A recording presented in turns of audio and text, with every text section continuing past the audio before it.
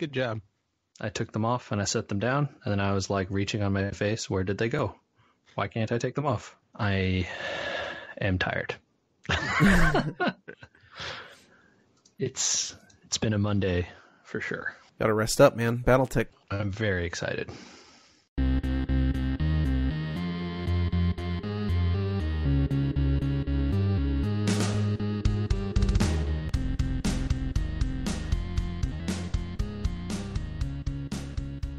You know, it's really easy to remember that this is episode 2 of We Were Gamers, a podcast that kind of started over a little bit.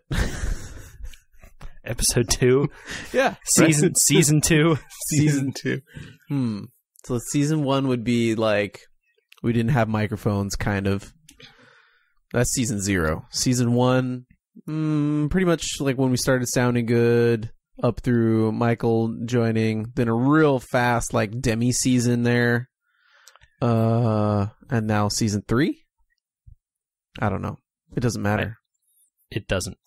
Are we gonna do season 4 Netflix style? Just drop a whole bunch of episodes on people at once? I don't have time for that. That's complicated. Yeah. That might involve more pre-production than we have done in the history of this podcast.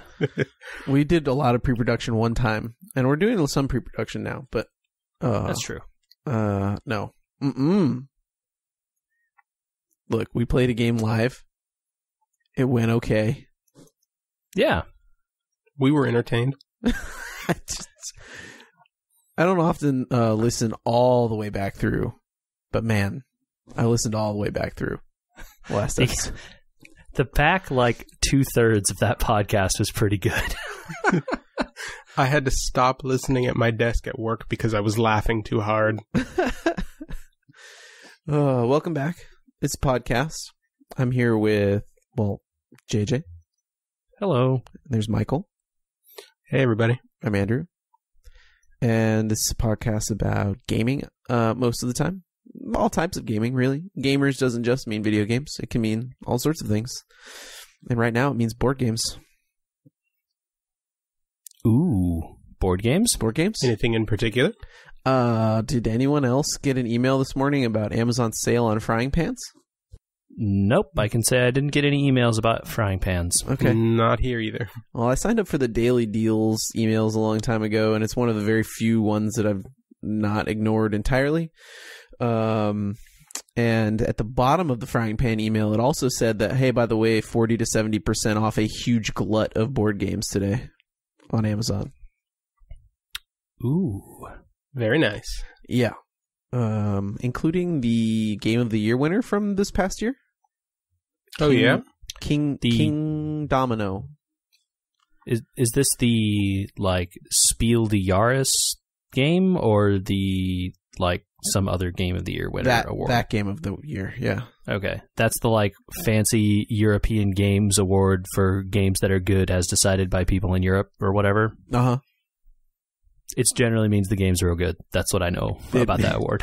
It means the games are real good, yeah.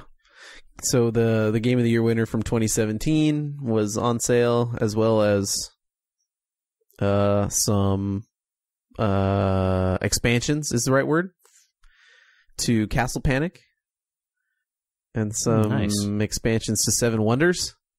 Oh, that's your game. Are there more expansions to Seven Wonders than Babel? The one that I don't have yet, where you all attempt to build the Tower of Babylon, I think. Oh, crazy. Yeah, you like add layers to it or something like that, and I don't know exactly how it works yet, but during the phase, people can build onto the tower. So instead of like, I'm throwing away this card for money, I think you can kind of do something to build tower pieces, and then you probably get victory points for that, I'm guessing. Interesting. Cool. That adds an interesting sort of collaborative element to a game that is mostly everyone for themselves, and yet still competitive, right?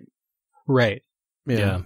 The hardest part about Seven Wonders in the competition is thinking about the other people and like, which of these can't I let them have while also still being good for me? And if you're really good about paying attention to your neighbors, it could still mean that you miss, if in a big game, that somebody across from the table from you has every black card in the game. Oh, yeah. It's, like, impossible to prevent that at some level, too. Because, like, there's just so many cards that you don't get to see before they even make it to your hand, you know? And you're just like, oh, well, this person, they start, and their first 3 hands they got dealt, they picked, like, science, science, science. And you're like, well, shoot. They got a set right off the bat. Yeah. Oh, man. But they had a ton of stuff. It was a glut of games that was on sale. I was also intrigued by a game called Isle of Skye, like the one in Scotland. Has anybody heard that one? I think I have heard some coworkers talk about that game, but I have not played it. Oh, okay. It's like you build a kingdom, I guess. It looks kind of similar to Carcassonne, but also has this bidding mechanic like Power Grid. Oh. Yeah. I enjoy bidding games. And then King Domino, like I was saying, which is like a tile-laying dominoes game where you build a kingdom, but you have to follow the rules like dominoes. You got to match the ends, sort of thing. And then Legends of Andor. I'm going to send you a link because I know you guys, we don't really do much research or anything like that. People live can hear me send you this link. Tell me what game this looks like. Let's see. This is there a way to blow zoom on this that picture? picture here. Original. Here we go. Nope, can't click on that. This is Can why I I don't do click research. There's large. All right. This looks kind of like. There's a little City of Iron going on here for me. Okay, yeah. City of Iron's a good one. There's like some Strategic Warlord, JJ? Yeah, I was going to say there's like a lot of like disparate systems kind of going on here. A little bit of Talisman? Yeah, a little bit. Because I see the character cards and I see these like... You know, it kind of looks like a board game I played once called Eclipse in some ways. A little bit, yep. But maybe less complicated than that game? Hopefully less complicated. Although, hard to know, I guess. There could be tons of systems here that I don't understand. There are a lot of pieces. There's a lot of dice. Yeah. It looked interesting. It looked crazy. It looked fun. Oh, yeah. There are... Wow, I didn't realize all those ones down there are dice. There's a lot of dice. Yeah. So when I looked it up, I wanted to make sure that it was no more complicated than Talisman, at least, given that I saw that many dice and pieces and character cards and everything. And it had a 2.7. So Board Game Geek is a website, obviously, that is very good for this type of stuff. And they have something called a weight rating, or they call it like complexity rating. And it's 1 to 5, 1 being go fish, right? And 5 being I don't even know what. But like 5 has to be like Twilight Imperium or something. Okay. I don't even know. I can't imagine something that would be that crazy. Anyway, so what was the weight on this guy? So this is the 2.7 and Talisman's a 2.6. For reference, like a 7 Wonders is like a 2.4. Isle of Skye was a 2.2. I seem to like games in general that are in like the 2.5 range or less. By contrast, Twilight Imperium JJ is a 4.2. Yeah, that sounds about right. Eclipse was a 3.6. Battlestar Galactica, shockingly, was still in the 2s. I don't know how. So you got to understand who is using this website and the target audience there, right? So, like, the people, this complexity rating I found on their webpage is established by a poll, right? So people vote on that rating. And the people that vote are the people that go to this website. Okay. So if the people that go to this website, probably board game aficionados at some level, think that a game is like in the 2 to 3 range, it's probably a 5 for me. It could be a 5 for some people. If they think it's a 5, it must be a 5 for literally the entire planet. So it was cool, yeah. So there's a big box of board games headed my way. I don't know if anybody else saw it before the sale ended. I guess it's technically still going. Yeah, I did not bite on any of the ones I saw briefly near the end there. Yeah. Well, but it looked pretty good.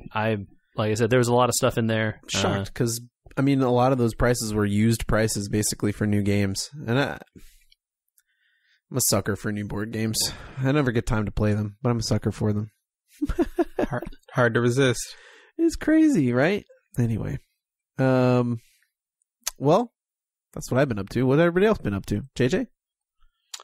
It's been like a good little bit of time since we talked about games we've been playing on here. Of course, I've been checking out the new Hearthstone expansion. The single player for that comes out later this week, I believe. So I'm excited for that. But I finally did get to see the credits of Trails of Cold Steel 2. And let me tell you, wow, I wish Trails of Cold Steel 3 was out in English. I like that you didn't give me a chance to try and title the game. Oh, sorry, Andrew. But no. That game feels like it ends at like 3 different points, and then it keeps going. But wait, there's more. How does it? Yes. So it's a Japanese game. And it's a Japanese role-playing game. Yeah. I don't mean to be judgmental about Japanese role-play games, but often the stories are not the most compelling by the end. So, well, I mean, I guess it's worth saying, there's a Cold Steel 3 that's already out in Japan, and Cold Steel 4 is coming soon. But do you know anything about the way this series was scripted out? Was it like pre-designed to be like this, or is it just well-written, or... So I don't know about how it was designed initially, but I can tell you there is stuff. The callbacks and the lore of the world is so well integrated between the games. There's a point from the second game, the second chapter game that I think Michael is due to play next whenever he gets around to that. Yep. There's a line. It's an optional line between 2 characters. If you go and talk to them, that calls back to a character that you don't meet. Well, it's not necessarily a character, but like it talks about a group and a company that you don't even meet until this game. It's the same name, the same spelling. They're very clearly talking about those people as from this other foreign country. So three games later. 3 games, 3 English games later. There's like 5 Japanese games in between them. But like they planned it. It's very clearly stuff is intertwined. Is it? And in fact, like this game calls back and happens like somewhat concurrently with those 2 games that happen that aren't translated in English. So there's like call outs to those games that English players don't really know except by association of like, oh, these were from those other games. And it's not from a book series or anything? Nope. No, it's a designed plot and a world about, this land, as far as I can tell. It's got to be scripted way out. That's awesome. Yeah. I don't know how far ahead their like overall planning goes, but they must have sketched the whole idea and then they're just kind of breaking it up as they go along into convenient story arcs or whatever. Like it's almost like this game and the first Cold Steel game are like a duology, because like there's a pretty good like ending by the end of this game, except that there's stuff that you want to know about, right? Like it's not everything is resolved here. Unlike at the end of the first game where it kind of doesn't resolve everything. Nice. So anyway, I think it's fantastic. The PC port is really, really good. And, if folks want to go try those games, I highly recommend them. Sweet. Words I love to hear. Sweet. Michael? I've been playing through a little bit more Layton, making my way through the latest game. That's about it. I haven't been playing a whole lot. I did finally get my one missing piece to complete my my masterwork here behind me. Oh, the Lego Millennium Falcon, right? You were missing one. I was missing one piece of Prismatic Binoculars. That's the official name of the piece. So was it like the last bag and you were missing one thing and it was driving you crazy the whole time? No, I was missing it. I want to say it was from like bag set 11. So I was a good ways into it, but, by no means was I at the very end. And I was making my way through and hoping, maybe it's somehow got into another bag and it'll be there when I get to the very end, but no dice. JJ, you also have one of these. Have you started to put thought into where it lives? A little bit. A little bit. It's heavy. That's what I'm discovering. Yeah, it's very heavy. We're on like 9, maybe, I think. Uh-huh. We work on it like maybe a little bit each night, or a little more on the weekends or whatever. It's a fun group activity to work together building a bag or whatever. But it gets heavy, man. Like when you have to rotate it around to find a piece to slot in on the underside or whatever, lifting it up, I feel like no matter where I hold it, I'm going to break it. It made me really glad that I decided to build it on the box, because I could just swivel the box around. I think we need to create some sort of Lego dry dock. It needs to be on top of a Lazy Susan is really what it needs. Can we call it a Lego dry dock? Yeah, that's a good name. Okay. That's awesome. We have an attaché to this podcast. I don't know. Maybe. Yeah, I like that word. Attaché. No. Okay. Well, whatever. Yeah. I'll just, whatever. Sure. I'm over here living great words, and you guys are over there. Well, I'm picturing a briefcase now, but that's me. Hey, he is not a briefcase. No, he's 100% a living, non-leather person. Agent Zero Cool has sent us a transmission about Portal, and Michael, I know you weren't with us when we were able to talk to him last, but I thought you'd be getting a kick out of joining us for some of this transmission work. Oh, absolutely.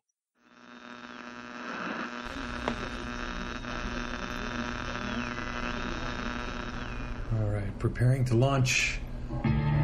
Oh, This is I know. Portal. Isn't that like that opening sound? You can picture the guy with the thing on the back of his head. Ah, it's so Yeah. good. Starting this game up now. Remember when Valve made games?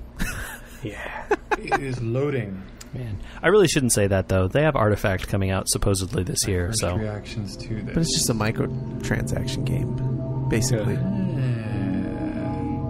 but I mean it's still a game. Like spooky music. Okay.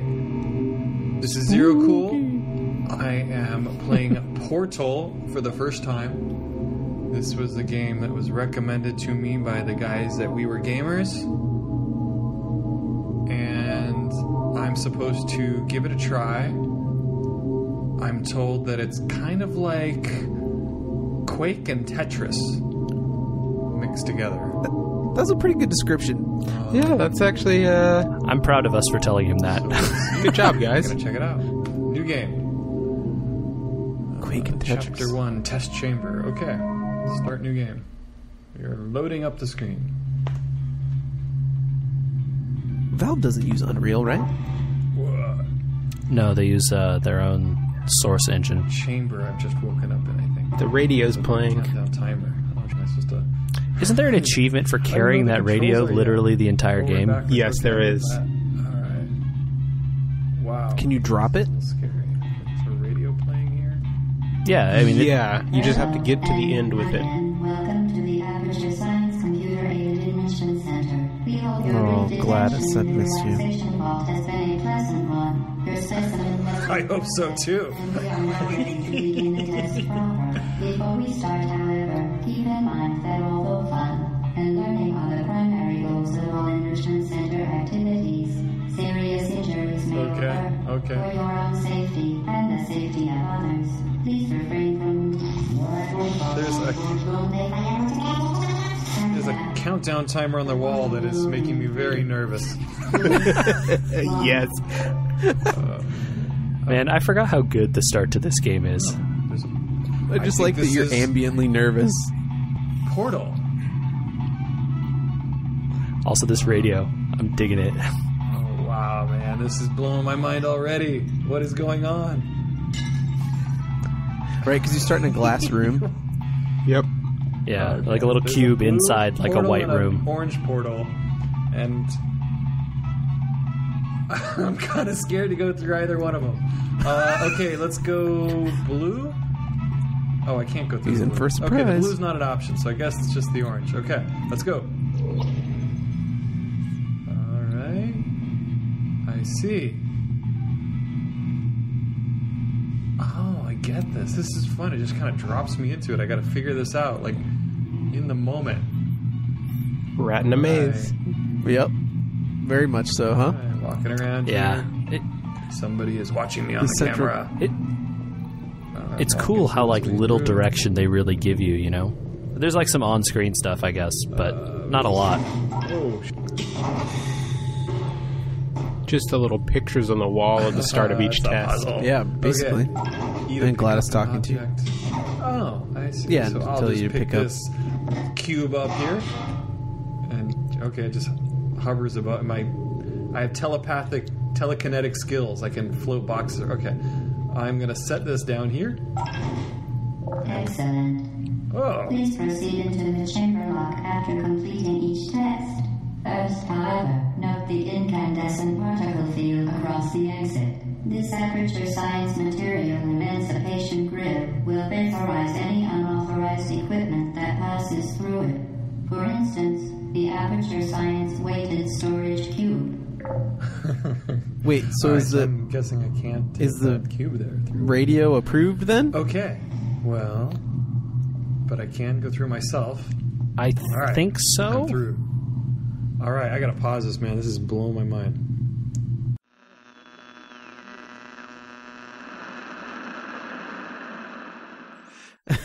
He can only take so much. He got out of the first cube, but he can only take so much. Oh boy, we may have dug him into a deep hole. I think it's way worse than that. But he seems so excited for it. That makes me really happy. Yeah. I feel like we're off to a much better start than last time. Yes, he sounded like he actively enjoyed that, which is good. Nervous from the ambiance of the whole thing rather than nervous about like whether his dudes were following him in the right direction or if the game was going to crash. Yes, Portal has the benefit of being relatively modern and not suffering from that kind of situation, as far as I know. And built on a That's a big PC, help. right? Source Engine's PC based. So Yeah. I have a feeling those transmissions will come very fast since it's a quick game. If he's able to calm his nerves a little bit, and so we'll probably do that weekly. Check in with Zero Cool, huh? Yes, I really hope he records certain parts of his. There's a couple of puzzles in some of those rooms that are really, really fiendish, or at least I took a super long time figuring some of them out. I'm actually in it more for the story change when like things start to get weird, and to see if he finds the side room that kind of is like, hey, wait, there's no people in here, you know, that sort of stuff. Yeah. And oh yeah, obviously the end of the game, and then the end of the game. Yeah, start peeling back the curtain. Yeah. That stuff is like the best part of the game for sure, but there was definitely a point in the first one where like all of a sudden I realized that like, oh, I'm a genius. Yeah. I can do this. Right. Like that feeling was like the best feeling I got from the game. And you know what? I think that's the part he'll be more engaged with than, like you. I think he'll be more engaged with that than the story, just because he's quick. He tends to find the story stuff happening pretty quickly. So we'll see. We will see. All right. I still remember the first time I played. I think I was in college, but I sat down and played through the entire thing in one night. How did your eyes not bleed? I was just totally engrossed. That would just be, my brain would be so tired. But yeah, it's not that long of a game. If you get the like mechanics and don't get stumped by the puzzles too much, you could definitely do it. It's like 3 hours or 4 hours if you're just really moving through it. Yeah.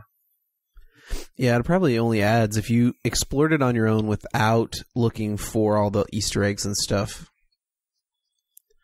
It probably only had, 30 minutes or so? Yeah, you could get through it real quick if you really were just like bam, bam, bam, bam, bam, bam. Okay, yeah, it's good. It's fun to revisit, especially through his transmissions. Finally, a different game, and like the first time I was like seeing how bad it was gonna be for him, I think. And this time we'll finally get to the original goal of bringing Zero Cool on, which was for us to get a little bit of nostalgia about games that maybe we wouldn't get the same feeling replaying, but to hear somebody playing them for the first time, you know? Yeah. Like Portal, I probably have forgotten the puzzles at this point, but the main twists of the story are in my head, and I don't know that I'd probably replay it once maybe in the rest of my life, you know? Anywho, I don't have time for that. I have to make time for BattleTech. I know, Andrew. The preload is active on Steam. It's there. Is it today now? But I can't play it. Yes, you could preload right now. When does it go live? Well, when we're recording this tomorrow, but it will be out by the time this podcast airs, I believe. Okay, so it goes live on the 24th in the morning at some point. Some flavor of midnight somewhere, probably. Gotcha. I believe it is like morning Seattle time. So the last mech game was Into the Breach. Everyone got on board that train. I did not yet because it wasn't on sale. What combo of us is playing the next mech game? I think that'll probably be you two. Okay. Yeah, I mean, it's a sunk cost for, I think, you and I, Andrew, since we both backed that Kickstarter. We've already spent the money. It was an instant backing on the Kickstarter, and at a high level. Yeah, so, the game is there for Kickstarter backers of it. You can get those codes and load them up in Steam. Like I said, at this point, the preload is active, so you can download some stuff and do that. And with that, my time by the time this goes up, buy it. Yep. And with that, my time in Overwatch for this little event has probably come to a crashing close. Yeah, I have been watching some streams and stuff of people playing the game. Man, it looks really good. I am excited to dig in and probably get my mechs blown up. There's been a running joke on several of the streams that I've been watching of there's a guy who starts on your team. Once you get your mercenary team formed, there's one of the starting pilots is named Decker, Dekker, and apparently he dies a lot frequently. So people are making the joke of like, see if you can keep Decker alive through the first couple missions because it's tough apparently. Oh, Decker's not a very good pilot, huh? Yeah, I don't know which of the statistics it is that he lacks that makes him not so good. Is it his piloting or his guts or whatever? But yeah, apparently he typically is frequently getting killed. I'm still kind of have avoided the stream thing, although I did watch a stream about the character creator because that kind of really interested me a little bit once you started to tell me about it last time. And boy, I cannot believe for a game that's more about stomping mechs and like a simulation of a merc company that they would put in so much time on a character creator. Well, like you see your character's portrait down there in the bottom throughout most of the missions, and it helps give you like a tie to the guys. You really want your character to do well when you have a cool looking dude or lady on your side. But yeah, I mean, it's extensive. Like, there's a lot of stuff you can do with that character creator. Like, kind of shockingly so, right? Yeah. Yeah. I have a bad feeling that my whole first day is just going to be character creator. I definitely saw a stream that was about 2 hours long, and at the end of the second hour, they finished the very first mission. Oh, boy. Oh, wow. So they spent all that time beforehand talking about their character and the creator and being like, oh, do I want to do this kind of background or this other kind of background? Sounds like what's this guys. thing? And like, wow, Andrew, you guessed exactly who it was right off the bat. Let me guess Good who was job. on the Waypoint pod. It's always Austin. And for it to be 2 Austin. hours, it was probably Zachney. It was, because Zachney, it turns out, played a lot of the old BattleTech game. Okay. And so had a history with the lore and that stuff and was explaining it all to Austin. Yeah. It was very fun. Yeah. Okay, cool. I have not checked that one out. That was on my playlist of streams. I went to the more matter of fact, just like people tooling around with it streams. Because I saw that one was long. You know what else those dudes have been doing? And we should talk about this. I want to talk about this. I kind of have been talking about this a little bit. They're doing the Fortnite of Fortnite right now. Okay. So 2 weeks. So yeah, they're playing 14 Fortnite for days. 2 weeks. I jokingly mentioned we should talk about Fortnite because I feel like we've leaned into We Were Gamers a little bit too hard. And that was like, well, that's a game for the kids. We're not going to talk about it over here. And then also, we already talked about PUBG a little bit when we did our little Battle Royale sideshow. Do you remember that, JJ? Did we? Oh, we did a little bit, didn't we? When we talked about the movie. Yeah. That's right. Yeah. Because it was kind of like the beginning of the genre at that point, and we were like, well, there's this H1Z1 game, and then all of a sudden there's this, PlayerUnknown's Battlegrounds, and they all come from this movie, and the movie's cool. Let's talk about that. And then there's Fortnite. Have you guys seen Fortnite at all? I mean, you've obviously seen that it's little crazy popular. Yes. Right. I have seen it, but like I said, yeah, I have not played any. I think it's insane how popular it is. And I don't know about ignoring it anymore. You obviously have heard of this ninja guy because he played with Drake, and we talked about this. And he just had his little mini convention in Vegas where he played a bunch of games for like charity and gave a bunch of money away for people playing games against him, this ninja dude. And like 500,000, like 600 some plus thousand were watching his stream at that point. It's a lot of people. Wow. Twitch viewership, I think they said, grew 70% thanks to Fortnite. Okay. I don't have anything against this game, but it just really doesn't speak to me in any kind of way. And that's not bad. Right. It's just doesn't seem like it's for me. And maybe I'm wrong. I don't know. The game is free, which is part of why it's so easy for people to play it. And there's apparently a extremely good mobile version of the game. Like you could play it on your phone. Yeah. Which is something that sounded like kind of crazy to me for a game that looks like it's a shooter. I don't know how you would do that on a phone, but apparently you can. And so, it's easy to get a big audience when the cost of entry is literally download this game, right? Like that's all you have to do. Just click this button and go. And they're even more direct about their loot system, right? Like, unlike Overwatch, you don't buy like blind bundles. You buy their cash, and you turn their cash into a rotating selection of skins in their store. That's it. Yeah, so sort of the like League of Legends or that sort of model where, well, League of Legends has purchasable characters. Yeah.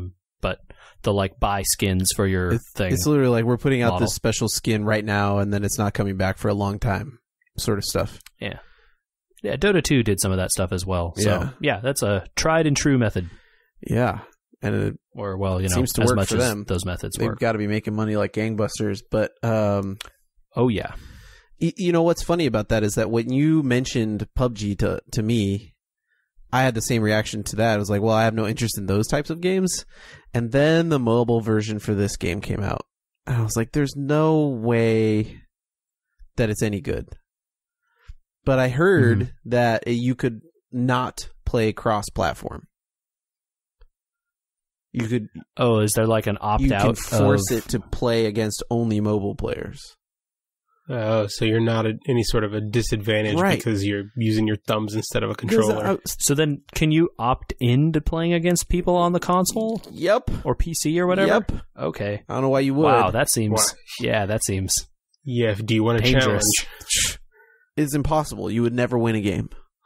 Yeah, And that's. people on a PC have a mouse, man. They're just going to murder I you. encourage everyone to go watch the high-end, like high viewership Fortnite streamers, because what they're doing, especially after, spoiler here, I tried the game.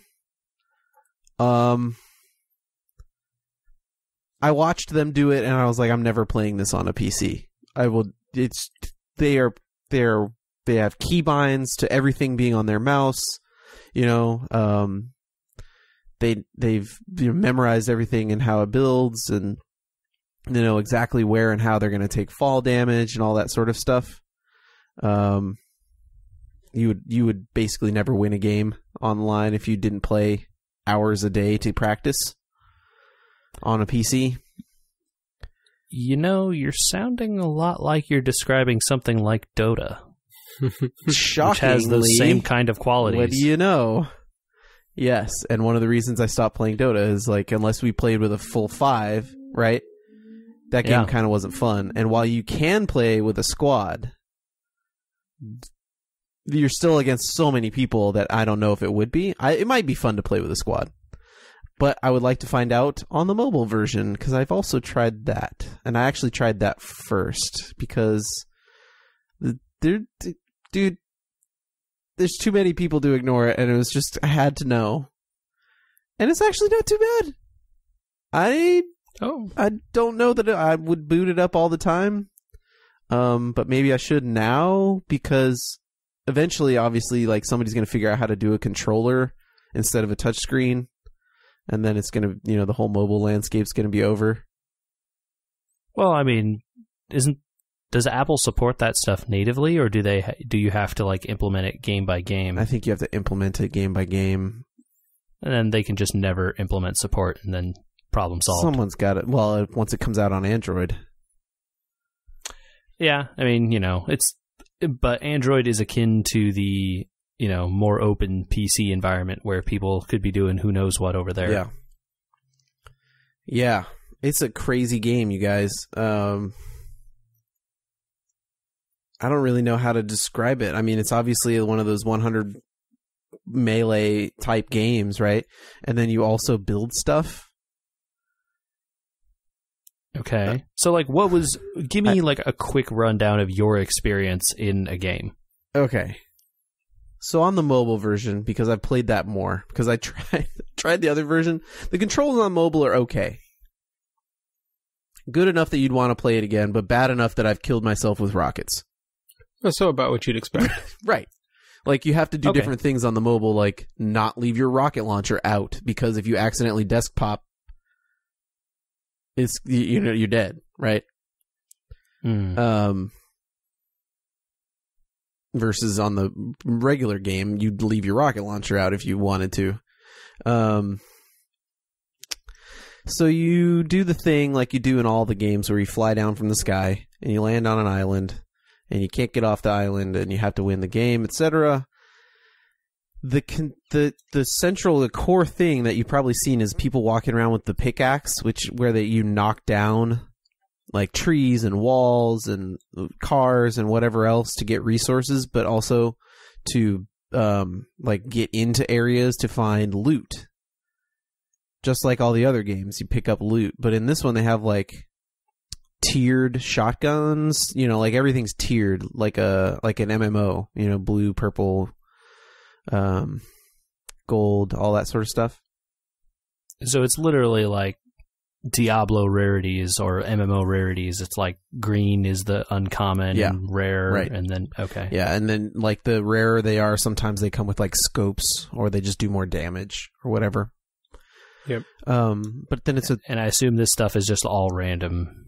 Yeah, it seems to be pretty, like there seems to be spawn points, like generally you can memorize like this building always, or 3/4 of the time has a chest in the top of it or something like that, but what's in the chest could be completely random, and what's in every drop point inside of a house is completely random all the time. And at least on the mobile version, you kind of have the ability to, if you don't like jump out right away, because you get to choose when you fall out of the thing and fly down to the island. A lot of people kind of like shoot straight down and go to a place so they can start looting right away and like get an advantage on people. But you can also kind of choose, and this is what I thought was kind of cool about the game. There's enough space that you can kind of choose to go anywhere and get left alone if you want, right? Mm-hmm. And then kind of play the game your way. Do you want to sneak around? And watching PUBG and watching like pro matches, you get this anxiety that like the whole game is about just like it's going to be crazy all the time with like the building and people shooting at you and running into people in buildings, and it's kind of actually more you're in control of how you want to play than I thought you would. And that's what got me coming back, is like in my first game I was already in the top 15. Having watched streamers, right? Like I've watched a few hours of these streamers, and like, so you had like a basic idea. Yeah, of so what getting to an do. understanding of how the game worked, like what things you should be doing, like collecting resources and organizing your kit and things like that, and generally how to peek around walls or how the sound works in the game, right? Because if you move, you make noise. And on the mobile version, when you make noise, because it's mobile and they assume some people might be playing with the sound off, it tells you which direction you're hearing stuff from. Oh, that's so like okay. In front of you there's a chest noise, or in front of you there's footsteps, or behind you there's footsteps, or you're getting shot from behind or whatever. And then the combat mechanics and the building mechanics, you can kind of learn all that from watching people. And if you deploy that in mobile and play a certain way, you can get in the top 15 easily. And I've already had games where I'm one of two left, and then I usually choke and lose. The stress. It's not the Pressure gets to you. It's not the stress as much as like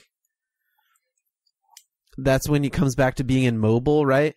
When your reaction time isn't that great, and the other guy has high ground on you with a sniper rifle, and you can't build things with your mouse in 2 seconds. You have to kind of like build slower, but the other guy's just staring at you and can blow up the stuff you're building. That's when the mobile version shows the differences. 2-man enter, 1-man lags. Which guy hit jump with his shotgun first? That seems to be the way to do it in the real game. Yeah.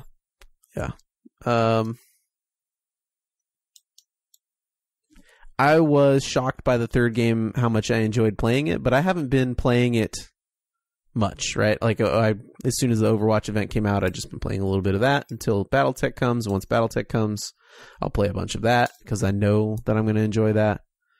It just seems like it's not actually a bad game to have on your phone if you know you're going to have about 20 minutes. I don't know. That was going to be my next question of like, how long does a match really take? About 20, yeah. If you're in a long match, like if you're headed towards the end of it and you really don't want to lose and you're kind of being sneaky and the other people are being sneaky, it can be longer. That the storm moves all the time. Like it moves to different areas. I don't know if you've seen this part of it, right? Like in H1Z1, it was the gas or whatever. But they shrink the map on you at intervals. So you can't just hang out forever away from everybody.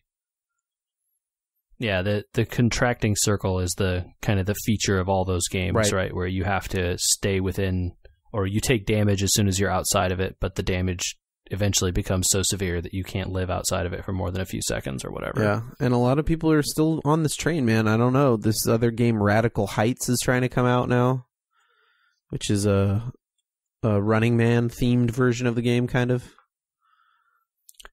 I have always thought that Running Man was a cool idea for a thing, and that there should have been something that has done that before now.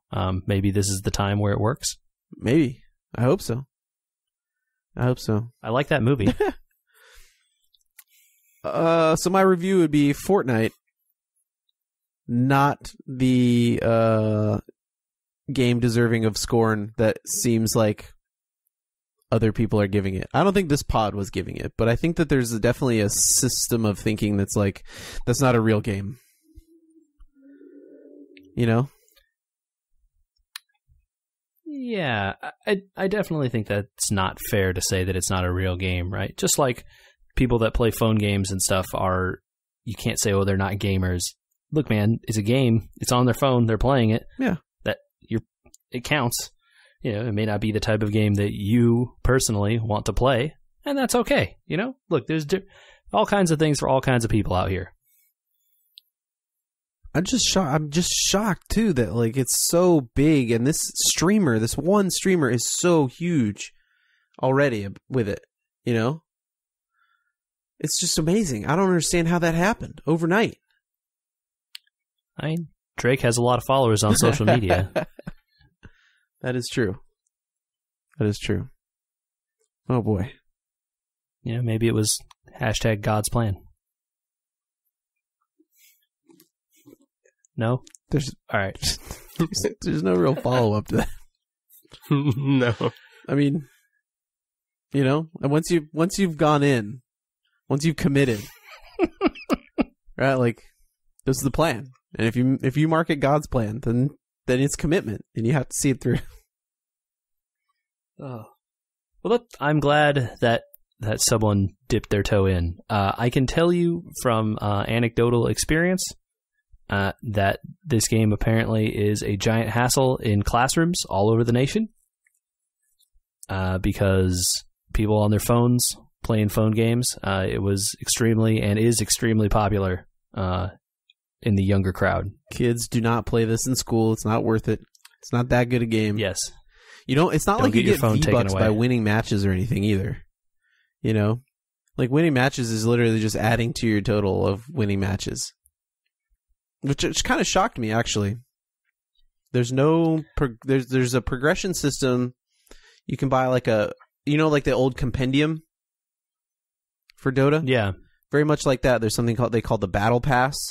So they have a couple seasons a year. I think it's like 4 seasons a year. And they're going to charge $20 a season to get, here's your Battle Pass, and you level up after each match. And the more you level, the more stuff you get for free, skins and whatever else, right? But it's not like playing a match in school is going to help you out. So learn things, maybe sometimes on your phone, because classrooms have digital devices now. But like, learn things, not... It's really hard to say this because we used to play TI-83 games. Right? I mean... Giving away all our secrets. God, at least you could... But when I played Drug Wars, it taught me economics. And programming. Yeah, it taught me programming so I could look through the code and hack it to make it easier. This random number generator only rolls 99s and 100s. It's much easier to use dice when your dice are loaded. All right. Well, any other advice for the kids? No. Oh. Well, if people want to send me things I've missed about Fortnite, my feet are in the hot tub, but I'm still sitting on the ledge, you know? You haven't dived. Yeah. I mean, I'm not in a bathing suit yet. If we're going to keep taking this dipping my toe analogy further. Giving it the We Were Gamers of approval. Oof. I don't think it's that bad. I really don't. I think it's actually... I understand why people like it a lot. I really do. It would probably be really fun to do with a group, honestly.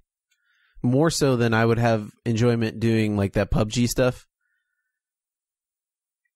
Just the competitive aspect of PUBG with the whole like, okay, you know, like get the sniper rifle, jump in the car, we need to go hide over here and collect blah, blah, blah. Like team matches on Fortnite are just like, there's another team, let's go! And then you just sort of build ramps and just jump around and shoot at each other. It's much more recreational paintball than like airsoft, everybody dressed in camo. You know what I mean? So everybody is Leroy Jenkins. Oh, yeah. Definitely. Uh-huh. Okay. Yeah. All right. Well, if you've got comments on Fortnite or BattleTech, because by the time you hear this, BattleTech's out, send us your BattleTech comments too. Yeah, that is podcast at wewergamers.com. You can also get at us on Twitter and Instagram and Facebook. We're at wewergamers. Check us all out, all those platforms. And we would be happy to see or hear any comments you guys have. Leave us some good reviews on the iTunes and the Google Play while you're at it. Nice. I don't think Fortnite's bad. All right. Well, I'm glad that someone's getting to try it, and we'll see how it goes. I'm really avoiding trying to say I enjoyed it because I don't want to get marked. But I think I enjoyed it. Oh no. It's fine.